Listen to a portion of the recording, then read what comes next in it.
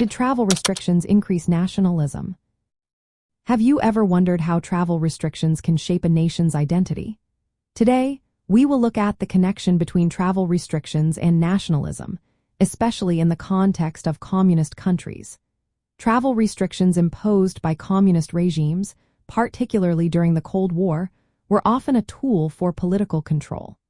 These restrictions aim to limit citizens' exposure to foreign influences and prevent defections. From the perspective of these regimes, such measures were necessary to protect the socialist state and maintain social stability. In many communist countries, both internal and international travel was tightly controlled. Citizens often needed special permits or internal passports just to move within their own country. When it came to international travel, emigration was heavily regulated or outright banned for most ordinary citizens. This was done to prevent the spread of capitalist ideas and maintain the ideological purity of the communist system. For instance, in the Soviet Union, travel restrictions mirrored those in the United States during the Cold War. Both sides limited access to sensitive areas and closely monitored visitors. Soviet citizens could not visit military installations or ports in the United States, and Americans faced similar restrictions in the Soviet Union. This mutual suspicion reinforced a sense of separation and distinct national identity on both sides. Communist regimes often restricted travel for citizens living near borders or in strategically important regions. This was to prevent defections and control the flow of information. A notable example is the construction of the Berlin Wall. It was a direct response to the mass emigration of East Germans seeking to escape to the West.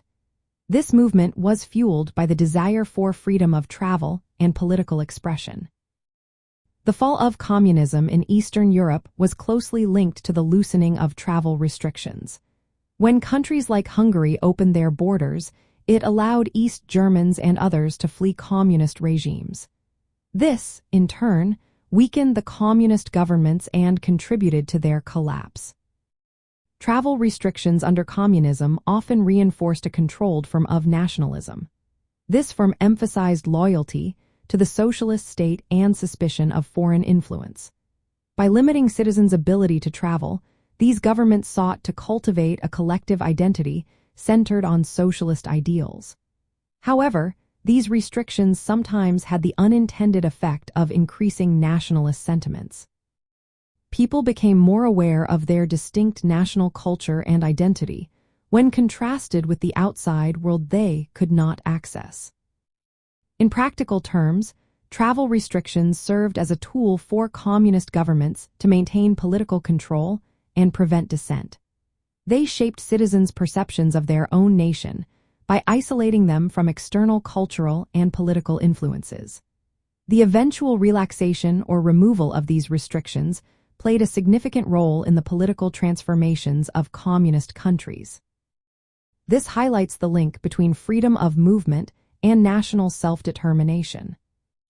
In summary, travel restrictions in communist countries were designed to protect the socialist state and control ideological influences.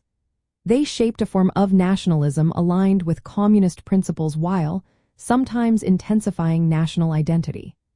This complex relationship between travel restrictions and nationalism is a fascinating aspect of the social impacts of communism.